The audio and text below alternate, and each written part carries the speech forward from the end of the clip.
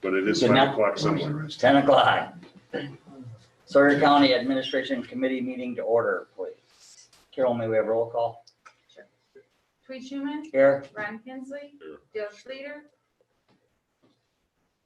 Dale, you here? Bill, yes, I'm sorry. Helen Dennis, here, James Slender. Thank you. Let the record indicate we have a quorum. Certification of compliance with open meetings law. Complied. Thank you. Meeting agenda's been presented. Public comment. Anybody here for public comment? Anybody on the line? Carol? Linda's on. Sure. Linda Sure. Zilmer, Edgewater property owner, and my public comment today is with regard to impart the Second Amendment sanctuary county ordinance that is being advanced from the Public Safety Committee to the full county board. And I have sent email communications to Chairman Schuman, Supervisor Schlender, and Administrator Hoff regarding this. I have concerns with the number of resolutions and how they're being advanced through committees and to the full county board, and the public not really having an opportunity to weigh in. One thing I had been involved with even prior to that Second Amendment resolution was following up on First Amendment rights. And one thing that I learned is that you cannot compel speech. So for instance, the Sawyer County committees never used to say the Pledge of Allegiance at the start of committee meetings. That's something that started at the beginning of former Supervisor Nyberg's first term. And so we all say the Pledge of Allegiance right now, but I learned that you can't compel somebody to pledge allegiance to the flag. There is a Supreme Court decision on that.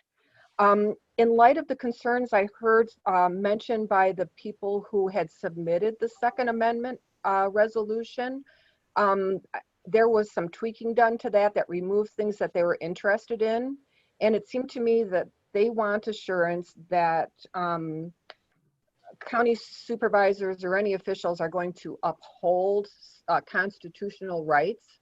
So I thought possibly, that's really addressed in your oath of office. And rather than reciting the Pledge of Allegiance at the beginning of meetings and county board meetings, that you might consider restating your oath of office. And then it's clear to the public and to supervisors what their scope of authority is when you're considering matters or passing resolutions or adopting ordinances. And I will be submitting a First Amendment resolution in the near future for your consideration. Thank you. Thank you. All right. Is there anyone else on? Carol? Okay, then moving on to number 5, minutes from our previous meeting. Admin, June 11, 2020. Ms. Dennis? Motion to approve. A motion by Ms. Dennis. Mr. Kinsley? Okay, I got a motion by Ms. Dennis, second by Mr. Kinsley to approve the meeting minutes as presented. Is there any further discussion? If none, all those in favor signify by saying aye. Aye. Opposed? Motion carries. Number 6, Veterans Service Report. Gary? Good morning. Good morning, So sir. for June, we had 400 phone calls, 179 letters, and 100 office visits. The service office has submitted 40 disability pension claims to date and received retroactive payment of $171,956.17, decided in the veterans' favor. Transportation and Medical Center started back up with the first run on June 25th. It went just fine, no problems. So we do screening before they leave. They get there, they do screening, and then they come home.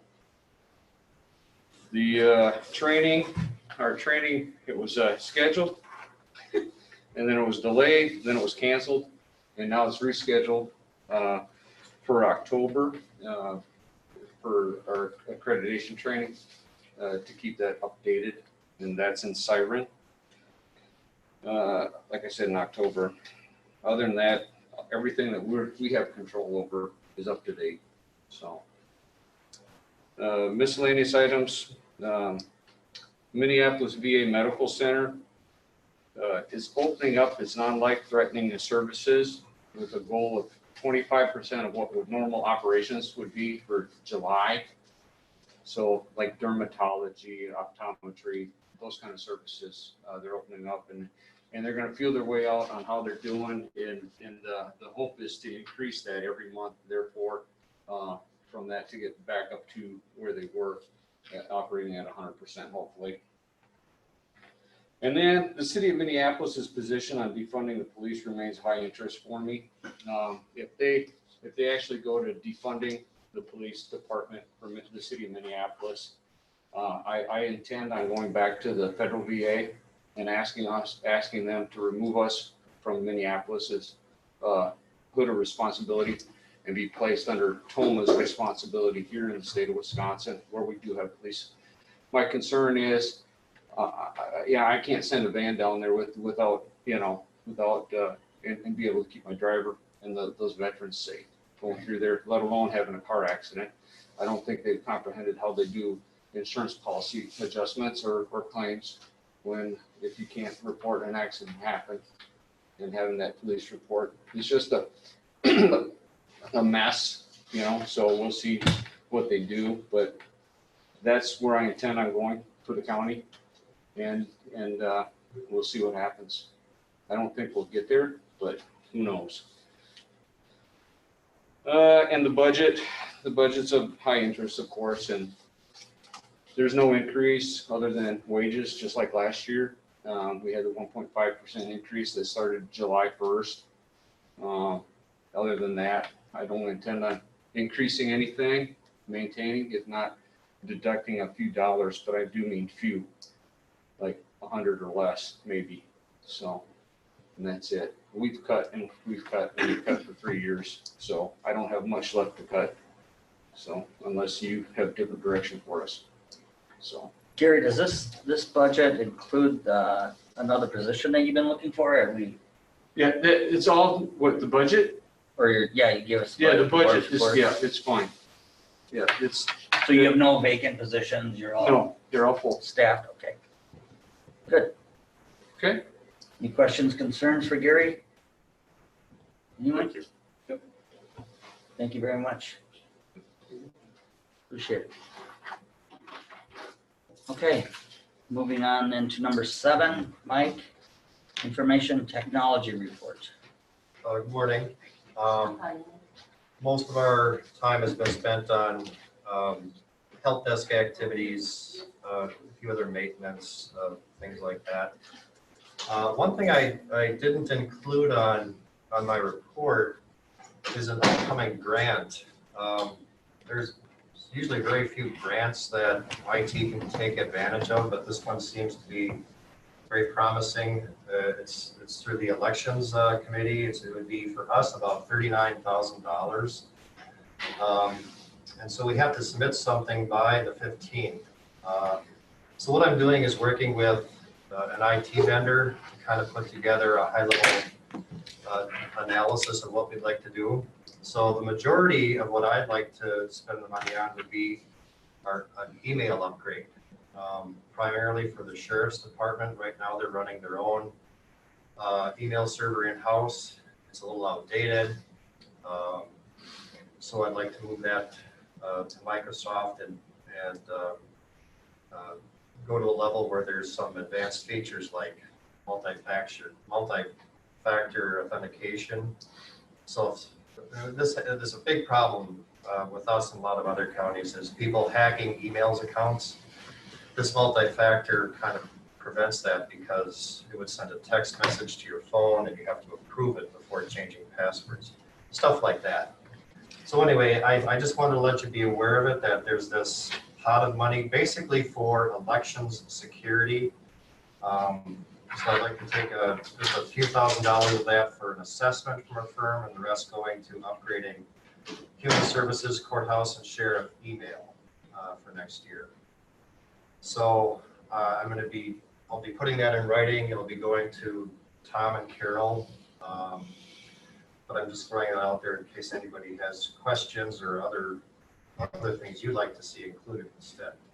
What kind of money are we talking about? The total would be around $39,000. So my question is there some way we can get a filter on this? Because Jesus, I'm getting emails from solicitations from people I have no idea. I mean, I get the poor guy in Kenya wants to donate his money for, oil money, but I'm also getting solicitations from businesses saying that we want, your job as a supervisor is important, and I get something like 7 or 10 of those a day. And combined, they're interesting reading, but is there a way that we can filter that out? That's a great question. The answer is, it depends, possibly. If it's coming from the same sources, yes, definitely. Otherwise, we'd have to take a look at an individual case. There already is spam filtering built in, so you're actually seeing maybe I know, 2% of what's actually being slammed at your account. but it's always the 2% that we complain about. So. Yeah. Gotcha. Mr. Schleter? You have to put this application in by the 15th of this month. Yes. Okay, so you probably can't wait for full board approval. Can we approve this, just this committee? Well, I think, Tom, do you feel we need to act on this, or can you handle this grant opportunity? We can submit the grant, and then if we're successful, then we'll bring it back as a budget adjustment. Great. Mike, do you expect any budget variations going forward with 2021 versus what you have now? Well, actually, this upgrade I was talking about is something I wanted to have as a capital improvement. So that if this grant covers it, it would slice a big chunk of that capital improvement budget down. Great. Okay. Appreciate it. Thank you, Mike. All right. Next is Human Resources Report. Rose, Hello, thank you for joining us. submitted a report, there's our turnover, slowly wading back into the time clock project, it's a big project, but we'll get it. As far as people working remotely, we are seeing kind of a uptick of departments needing to get certain people back at least for maybe a day or a half a day to do, say, their printing, or if they have to do mailings or whatever. So we will be bringing, or hoping, bringing more people into the building, but not full-time yet. Recruiting for jailers, there is an open court deputy position, not the court security one, but the position that brings the inmates back and forth from jail to the court appearances, so they're gonna recruit for that. Building and grounds position out at the highway shop. Tim and I have been working with various people to get sneeze guards or whatever you want to call them, so that Health and Human Services or whoever can have face-to-face meetings with clients if we need to, still have that barrier. Question? Mr. Kinsley? You have a list of people here that are fluctuating in and out. How many people are we down in the county employed compared to last year? Do you have any idea? I had that list last month. I think we have 2 open clerical type positions in Health and Human Services.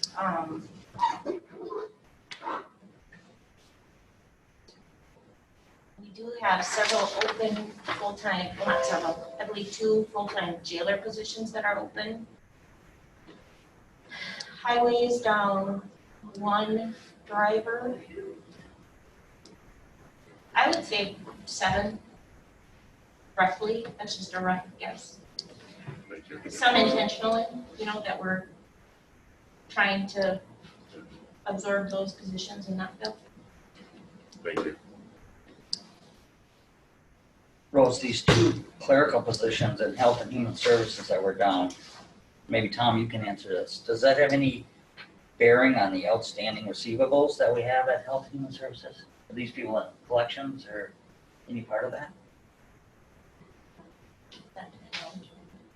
No, and I think one of those positions is being proposed to be eliminated in the 21 budget.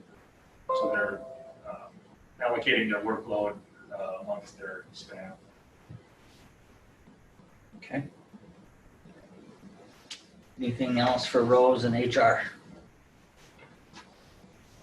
No, thank you Thank you. very much. Okay, county administrators report, Mr. Hoff. All right, a few items that we're continuing to monitor, obviously the COVID-19 response. As Rose mentioned, we still have employees working outside the building, not in a big hurry to bring them back. We have seen an uptick in number of cases last week or so here, so continually monitoring that situation, especially as we head into the fall, trying to figure out what's happening up, with the schools and everything else, and how that may affect employees, if they have children at home and this sort of thing. So constant monitoring of that situation as well.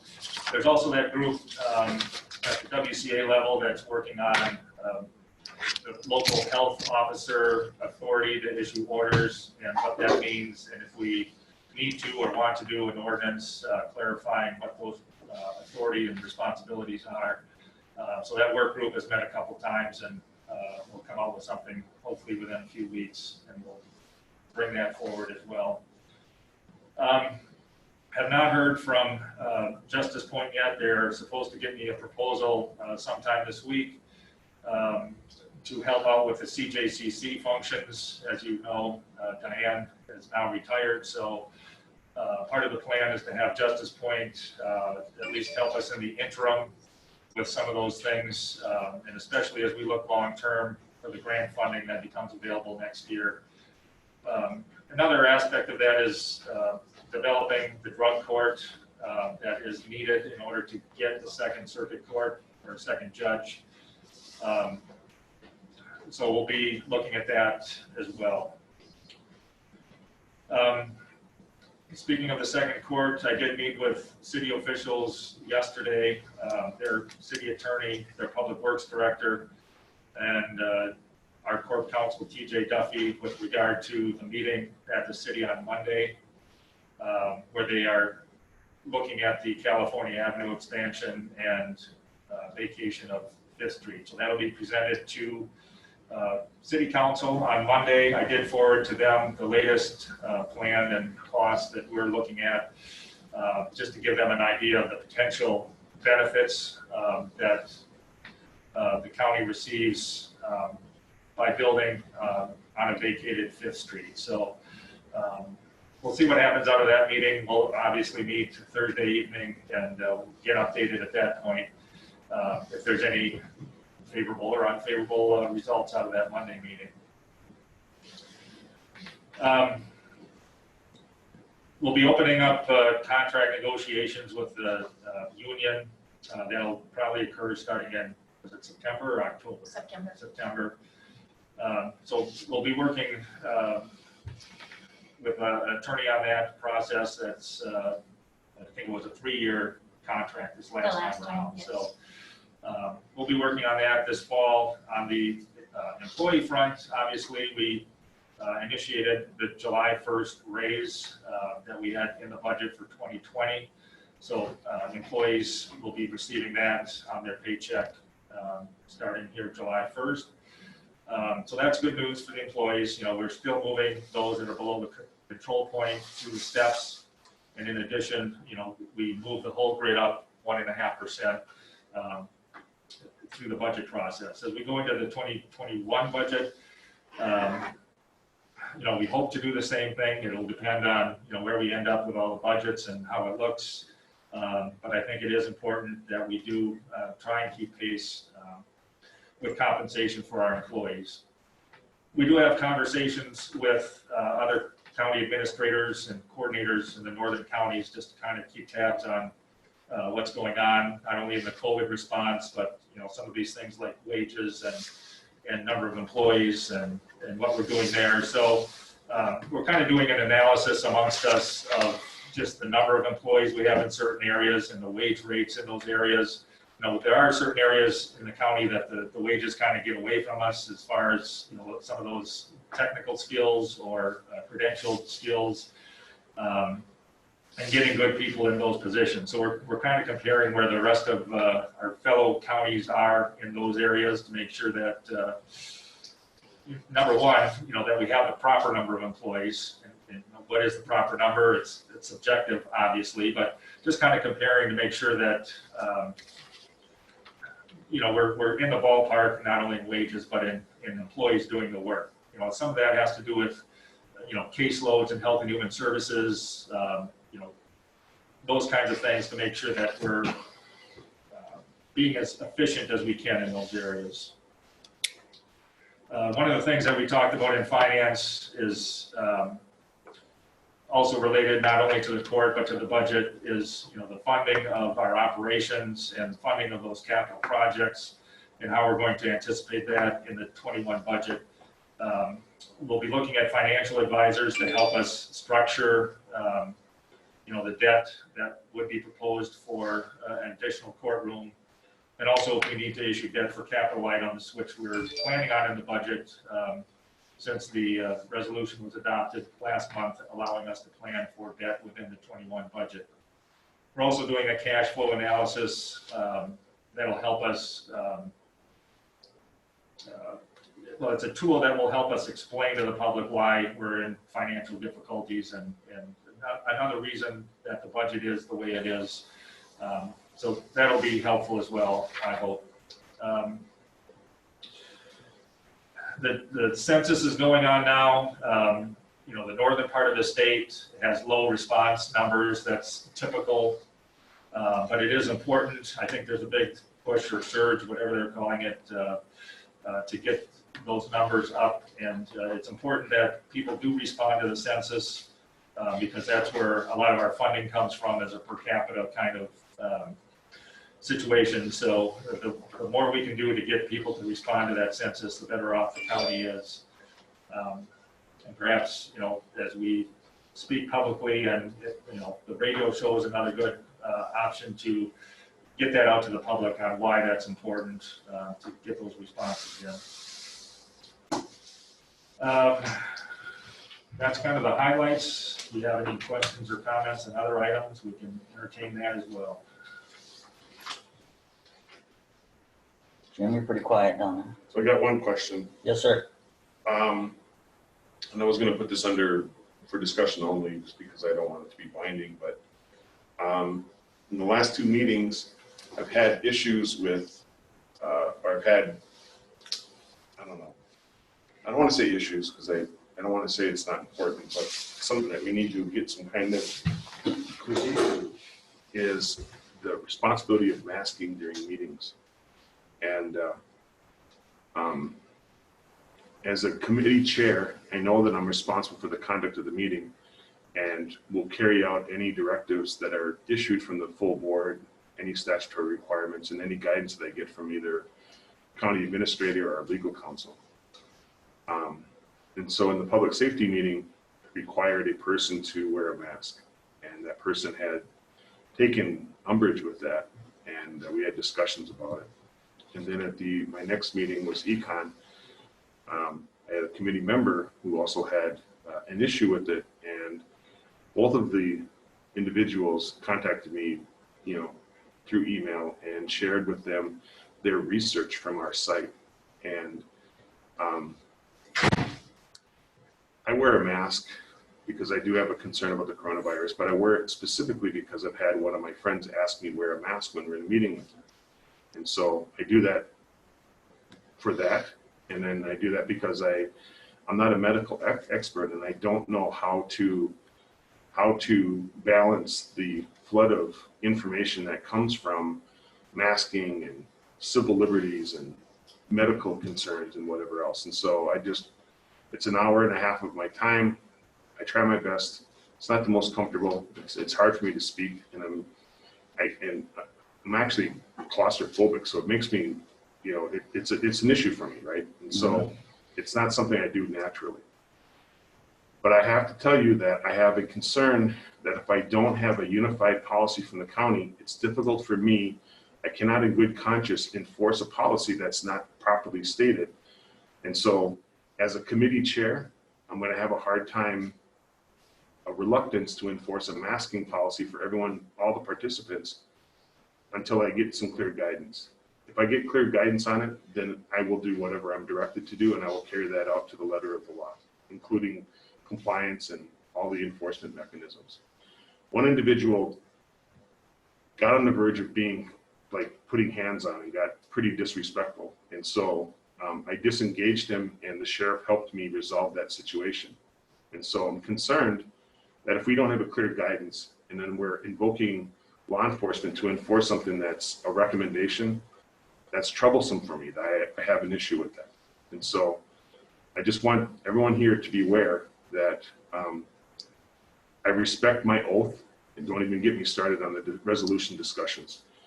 But I also have a responsibility. And so I just want the people here to be aware of that. It's something I'm going to bring up to the county board for the full board. I got to go find this John Sarnecki guy and apologize to him for my decisions, because I was an uninformed government official acting out in something that I wasn't fully informed on, and I should have. That's my responsibility. So I just want everyone to be aware of that. Thank you, Jim. Tom, what are the current guidelines right now?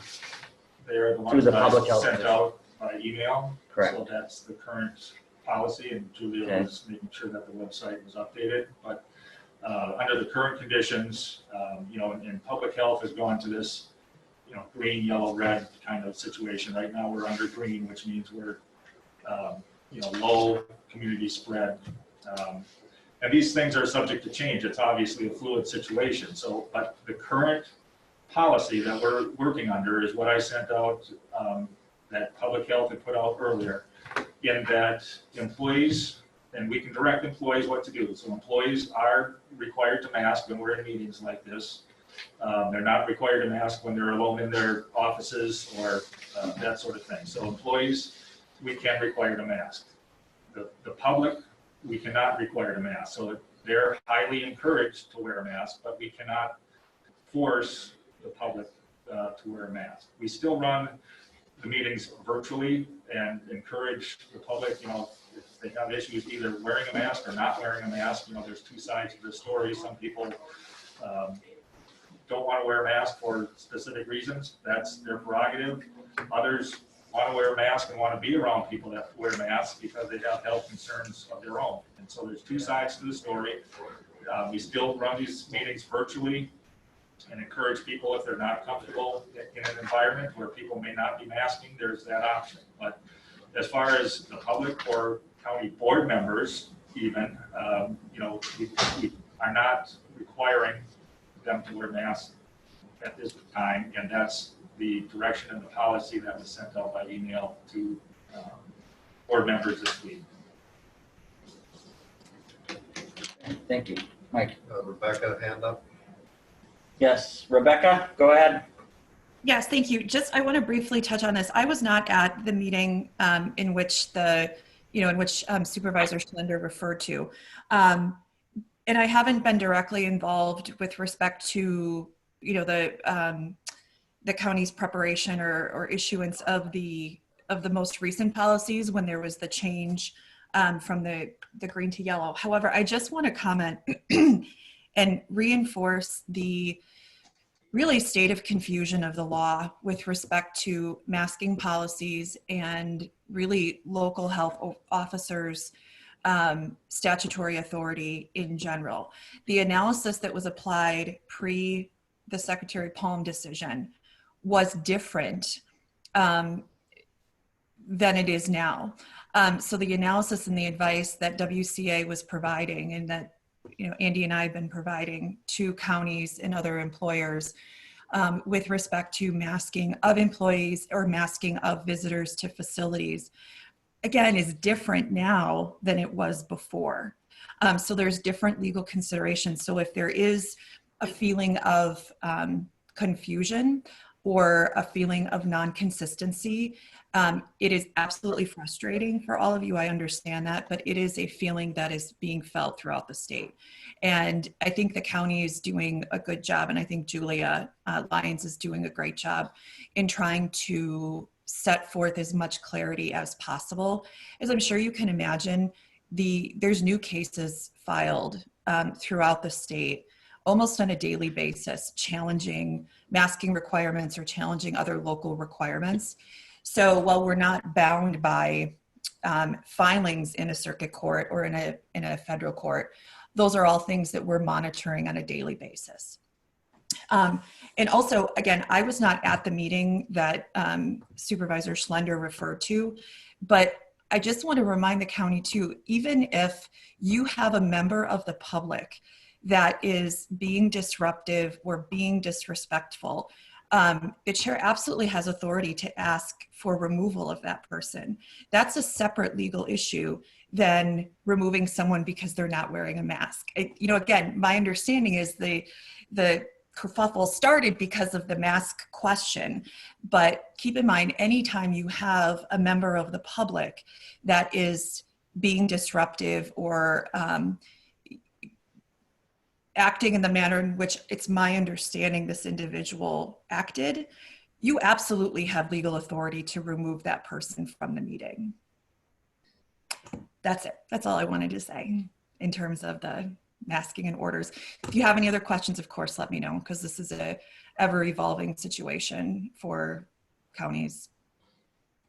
Thank you, Rebecca. Anything else for Rebecca?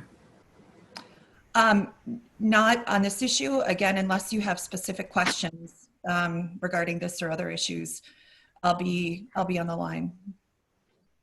Great, thank you. You're welcome. You're the second. I think you did a good job, Mr. Schlender, with the information you had. Reserve the bulk of my time. Okay. Any other questions, comments for the county administrator's report? Appreciate that information, Tom, and it leads us right into number 10, which is something I added to the agenda, our second courtroom options and funding. Discussion and possible action. Tom did a nice job leading us into this. There's a city council meeting Monday the 13th in the evening, correct? Yes. And I believe it's in closed session within city council. I believe so, yes. The California Avenue and the 5th Street option for us. Mr. Kane, did everybody, I think everyone's received Mr. Kane's, I know we went over it last night, Public Works. I did send it out to Public Works Committee, and I didn't send it out to the full board yet because I wanted to wait until I had the meeting with the city in case there was other information. So I haven't sent it out to the full board, but I will once I get out of our committee meetings here. Correct. So I wanted to hear, because I have my public safety chair, I have my public works chair, and I have the admin committee. There was a motion, as public safety knows, to move forward with this 5th Street option. I'm guessing it's pending city council's approval that we make this land swap. So I'm just opening up here for discussion regarding our upcoming board meeting on Thursday, because we may not have a decision from the city on Monday night, because it is in closed session. Not sure if they need more time to discuss it. Will they come out of closed session and make a decision? I want further discussion here in admin on what we should do at our county board meeting next Thursday. Looking at you, Ron and Jim. Well, I will say that last night at Public Works, we talked about the situation, and we don't know how soon the city is going to make a decision. We don't know if they'll make a decision this month. It might take them a couple months before they finally make a decision. And we talked about that, and the consensus of the committee that we have to wait for that decision before we know what we're going to do, as in to go to the building project we had prior, or do we wait? And we felt that we need to wait until we get an answer from them. Also, I learned this morning that in finance, once there is a decision made by the city, it's still going to take an amount of time to get all the paperwork taken care of. I mean, there's going to be paperwork that has to be finalized, and that's going to take some time also. So I'll tell you that for public safety, there was a discussion. There's been two discussions on this, right? They've both been extensive. And public safety was inclined towards option 3, but that's cost prohibitive. And so that was never really even considered. It was just one of the items. But the only reason why that was even considered was for the safety of the inmates, or the prisoners, or whatever we call them, the safety of the officers, the safety of the court personnel, and for the, transferring of people for court appearances. And so when this new option came up, the stakeholders that I had in my meeting, which was the DA's office, the sheriff, the court staff, clerk of court, they thought this was a really good option, really a solution that they could get behind, but there was no dollar figure that was attached. It was kind of a rough estimate.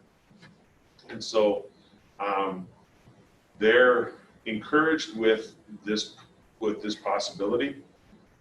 They still, I think it's safe to say, because we didn't ask this question specifically, I still think it's safe to say that the previous recommendation, which was 2A or 2B, remains also their recommendation going forward.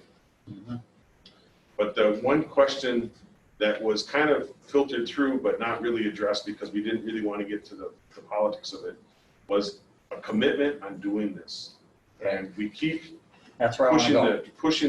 pushing it down, and if there's going to be a discussion on the commitment of funds, we need to start that discussion. I mean, we've put our toe in the water. We've talked about it. We've illustrated the concerns about, we're already $1 million short for next year's budget.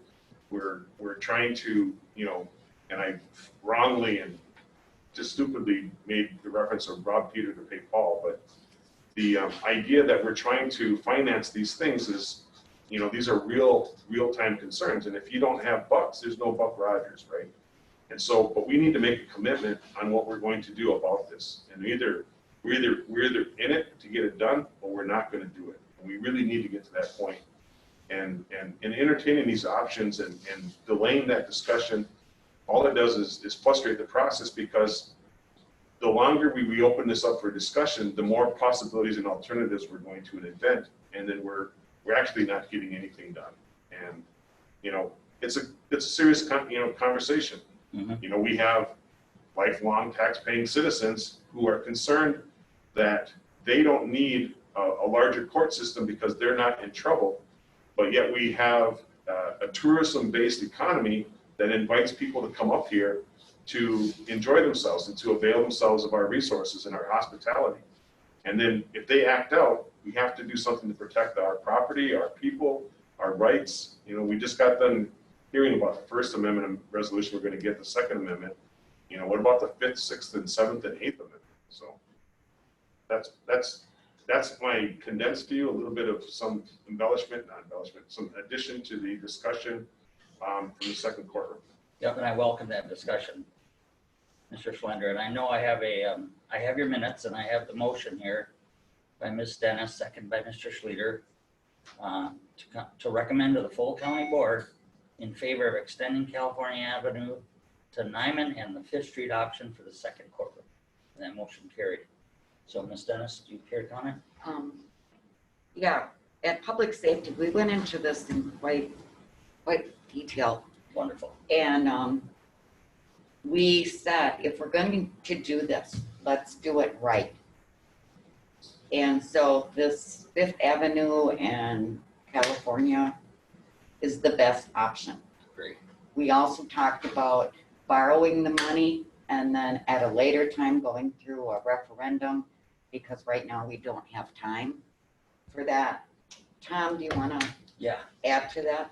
Well, yeah, we talked about that extensively in finance about, possibly doing a referendum. So right now, what we are planning on is, the issuance of debt as opposed to the last straw of the referendum. So we still have some room under the current laws and the current levy limits and the way that we can issue debt, before we get to that stage of having to do a referendum. So, and the referendum is for exceeding the levy limits is a different discussion than issuing debt for the courtroom. So the courtroom is, a 20-year bond issue more than likely. that would pay for that capital infrastructure. So, that doesn't require a referendum. School districts normally have to issue or do a referendum for issuing debt. Counties and cities do not. So, yeah, kind of two separate issues.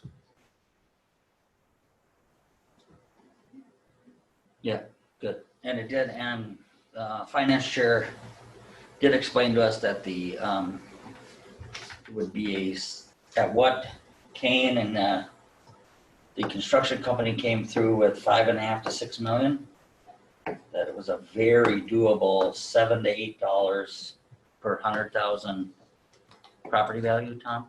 That's Yeah, the I'm number? looking at the debt service on that amount of money for 20 years. It will increase taxes because we're increasing the amount of money that needs to be paid. So it would be about $7 to $8 per $100,000 valuation on a property. Very doable. I think that's a win-win. I do too. Okay, is there any other, how about you, Mr. Slater? Just a question on this summary sheet, some including prime. Starts out construction cost range 4.7 to 5.5. Then it says the second line is includes courtroom, existing courts and jail building remodeling. 1.941 million, and then total cost range is 6.4 to 6.6.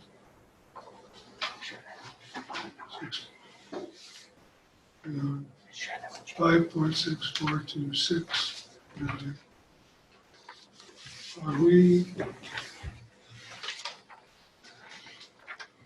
We're working on the second courtroom. Are we at the same time? Is it understood that we're simultaneously working on these remodels? Or are they two separate issues? That's part of the plan. The original walkthrough and conversations that the architect had with staff, that being clerk of courts, DA, sheriff, judge, it came to light some things that would be helpful for efficiencies. And I think the clerk of court wing, what the discussion was there is to remodel that, to get people out of the hallway as they're having conversations about court activity. So, kind of create an area where they would go into that office in a secure area to have that conversation. That would help, this room as well, because we get conversations out in the hallway that filter in here when we're trying to listen to meetings. And it creates a safer environment for those conversations to happen. So that was one idea, so these things all get fleshed out. If we proceed with this, then we really get into the details of what are we going to do and what the scheme is going to look like and what the floor plan is going to look like. So I would imagine that kind of conversations that we had originally where, it's the needs of all those different departments we make sure that they get met by whatever floor plan we're going to come up with. So, these are ideas based on square footage of the existing courtroom. If we plunk in another courtroom, do we need that space, more space, less space, configurations, all those things will get fleshed out further should we proceed with this project. Great. So how, you will get us information then from the city council meeting Monday night, like Tuesday morning with their decision, if there is a decision? I would hope, yeah. We'll have an update for Thursday for sure. Okay. Can you give that out ahead of time now, please? Yeah, if I Like Tuesday? find out something, we'll push that out. Okay. Any other discussion? Good. All right, thank you. We'll look forward then to public safeties at the board meeting. Number 11, future agenda items. Anything, anybody? Other matters for discussion only? No? Okay. Then I'll entertain. Yes, sir. You're right, I had a second item. So on the June 29th, we had a special meeting for public safety and we invited the various stakeholders for school bus safety. The minutes are finally approved and be advancing those public safety since it's a subcommittee of that. Essentially, and just for the edification of this committee and for the county board, for this in the newspaper, we invited Hayward, LCO, Winter, Birchwood, Bruce, school districts to come in and discuss the idea of safety. We laid out some discussion points that had kind of been risen to the top. We had essentially had 3 meetings on it on a regular public safety schedule. We had two substantive meetings where we had discussion, and there was 4 things that came from it. One was like a public campaign or a public awareness campaign for stopping for school buses. Another one was a frustration with the issuing of citations, the limitations on law enforcement in terms of how to collect and charge out the information. And then it was the conduct of the drivers around school buses, and there's a different standard. So like Head Start has all the students that are on those buses are buckled in. And so there's a monitor that helps with the unbuckling and the loading and unloading of the students. And then of course the driver, and then there's arms and different things. And during the research that I was doing to help facilitate, and a chair's involvement with research is not out of the norm. It's actually should be expected. And I say that just because there's criticism about participation of supervisors. I looked at DOT from about 13 different states in terms of what public safety elements are in place.